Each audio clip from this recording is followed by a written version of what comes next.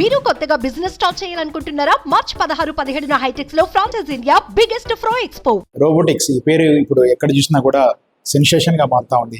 ఏ technology విస్తృతంగా అవుతున్న ఈ రోజుల్లో రోబోటిక్స్ టెక్నాలజీపై విద్యార్థుల్లో జిజ్ఞాస పెరుగుతూ వస్తా ఉంది.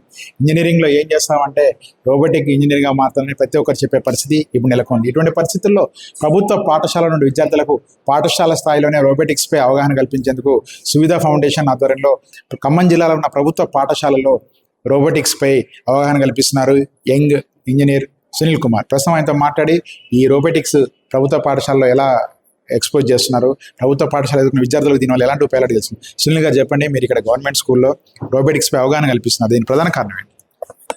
దీని గురించి ప్రధాన కారణం వచ్చేసి రోబోటిక్స్ అనే డొమైన్ గురించి పిల్లలకి అవగాహన కల్పించడం, జనరల్ అవేర్నెస్ కల్పించడం, జనరల్ వాళ్ళకి ఎలా రోబోటిక్స్ అంటే ఏంటి, దీంట్లో మనకు ఆపర్చునిటీస్ ఎలా ఉంటాయి. రోబోటిక్స్ అనేది ఒక సింగిల్ డొమైన్ కాదు, ఇది ఒక మల్టీ డొమైన్. సో దీంట్లో ప్రధానంగా 3 డిపార్ట్మెంట్లు ఉంటాయి: మెకానికల్, ఎలక్ట్రానిక్స్, ప్రోగ్రామింగ్. సో మన పిల్లలకి చిన్న వయసులోనే మనం వీటి మీద అవగాహన కలిగిస్తే వాళ్ళకి క్రియేటివ్ థింకింగ్ అనేది పెంపొందించడం జరుగుతుంది. సో మనం ఇక్కడ ఈ 15 days ప్రోగ్రాంలో ఏమి ఇస్తున్నామంటే పిల్లలకి ఎలక్ట్రానిక్స్ ప్లస్ మెకానికల్. మా ఒక కోర్స్ ఎలా ఉంటుందంటే స్ట్రక్చరు 20% మటుకే థియరీ ఉంటుంది, 80% ప్రాక్టికల్గా ఉంటుంది. ఏదైనా కాన్సెప్ట్ థియరీలో మేము చెప్పామంటే అదే కాన్సెప్ట్ పిల్లలకి ప్రాక్టికల్గా ప్రూవ్ చేసి త్రూ కిట్స్ మేము ఇస్తామన్నమాట. ఇప్పుడు ఇక్కడ టోటల్ 15 సెషన్స్లో 6 సెషన్స్ వచ్చేసి ఎలక్ట్రానిక్స్, మిగతా 7 సెషన్స్ వచ్చేసి మెకానికల్ మీద డిజైన్ అయి ఉన్నాయి కిట్స్ పరంగా. ఇప్పుడు ఫర్ ఎగ్జాంపుల్ ఎలక్ట్రానిక్స్ ఉంది, ఇప్పుడు పిల్లలకి కరెంట్ అంటే ఏంటి తెలీదు, కరెంట్ ఒక యూనిట్ ఏంటి తెలీదు. సో వాటి గురించి బేసిక్స్ స్క్రాచ్ నుంచి నేర్పిస్తాం. What is current, what is voltage, what is difference between voltage and power, దాని ఒక యూనిట్ ఏంటి, రెసిస్టెన్స్ అంటే ఏంటి. సో ఇవన్నీ నేర్పిస్తూ మనం సర్క్యూట్స్ నేర్పిస్తాం. బోర్డు మీద, బ్రెడ్ బోర్డు మీద సర్క్యూట్స్ డిజైన్ చేపిస్తాం. Simple LED circuit, transistor circuit, LDR circuit, ఇలా సర్క్యూట్ బేసిస్ మీద ప్రోగ్రామ్ జరుగుతుంది. మెకానికల్కి వచ్చేసిన తర్వాత బేసిక్ కాన్సెప్ట్స్ నేర్పిస్తాం. ఇప్పుడు ఫర్ ఎగ్జాంపుల్ రొటేషన్ ఉంటుంది, ఫిజిక్స్లో రొటేషన్ కాన్సెప్ట్ నేర్చుకుంటారు, వాళ్ళు దాన్ని విజువలైజేషన్ చేసుకోవడంలో ఇబ్బంది పడతారు ప్రాక్టికల్గా. మనం అదే ఒక through DC motor wheel connect చేసి దానికి రొటేషన్ ఇచ్చి రొటేషన్కి రెవల్యూషన్కి డిఫరెన్స్ ఏంటి అనేది క్లారిటీగా మనము కిట్ ద్వారా నేర్పించడం జరుగుతుంది. ఇప్పుడు రోబోటిక్స్ అనేది ప్రజెంట్ జనరేషన్లో ట్రెండింగ్ మారుతా ఉంది.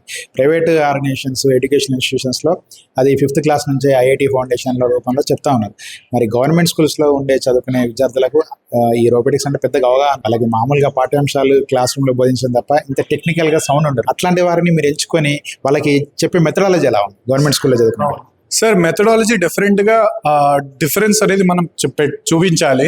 ఎందుకంటే వీళ్ళకి అంత అవగాహన ఉండదు, టెక్నికల్గా కానీ అంత సౌండ్ ఉండదు అనమాట. ప్రైవేట్ స్కూల్లో అయితే వాళ్ళు సిలబస్ యాడ్ చేసో చేంజ్ చేసో చెప్తా ఉంటారు, కానీ గవర్నమెంట్ స్కూల్లో ఉన్న సిలబస్నే కవర్ చేయడానికి మనకు టైం సరిపోదు. సో మనం మెథడాలజీ అనేది, టీచింగ్ మెథడాలజీ అనేది చాలా డిఫరెంట్గా పెడతాం. ఇప్పుడు వీళ్ళకి ఎలా కేర్ తీసుకుంటామంటే చాలా బేసిక్ నుంచి, అంటే వీళ్ళని మనము అసలు ఏమి జీరో నాలెడ్జ్ ఉన్న పర్సన్స్ గా ట్రీట్ చేసి మనం ఇంట్రడ్యూస్ చేస్తాం కోర్సు. సో అప్పుడు మనకి ఏమవుతుందంటే వాళ్ళకి స్క్రాచ్ నుంచి మనము బేసిక్ ఫండమెంటల్స్, ఇప్పుడు బేసిక్స్ అనేటివి చాలా ఇంపార్టెంట్. మనం పునాదులు లేకుండా బిల్డింగ్ కడితే ఎలా ఉంటుంది, బిల్డింగ్ కూలిపోతుంది. సో ఆ పునాదులు అనేటివి ఈ గవర్నమెంట్ స్కూల్స్ లో బాగా బలంగా పడితే మన దేశానికి 2-3 సైంటిస్టులు ఇవ్వగలిగితే అది మనం సాధించగలిగే గొప్ప విషయం. యాక్చువల్గా ఇప్పుడు మీరు ఇచ్చే ట్రైనింగ్ సెషన్ ఎంత కాస్ట్ అవుతా ఉంది? దీనికి సువిధ ఫౌండేషన్ నుంచి మీకు ఎట్లాంటి సపోర్ట్? మేము స్టూడెంట్స్ కి ఫ్రీ ఆఫ్ కాస్ట్ ఇస్తున్నాము. మాకు సువిధ ఫౌండేషన్ వాళ్ళు ఫండ్స్ ఇస్తున్నారు. సో వాళ్ళు మనకి దగ్గర 1.5 lakh దాకా పే చేస్తున్నారు. సో మనకి వాళ్ళు ఎకనామికల్ గా మనకి ఫైనాన్షియల్ గా సపోర్ట్ చేయడం ద్వారానే మేము బెంగళూరు నుంచి వచ్చి ఇక్కడ ప్రోగ్రామ్ ఎగ్జిక్యూట్ ఇక్కడ ఉండి 15 days ఇక్కడే క్యాంప్ వేసుకొని ఉండి ఎగ్జిక్యూట్ చేయడానికి మనకు ఫీజిబుల్ అవుతుంది. మొత్తం మీద ఇక్కడ ఖమ్మం జిల్లాలో ఒక వినూత్నమైన కార్యక్రమం కొనసాగుతున్న పరిస్థితి కనిపిస్తోంది.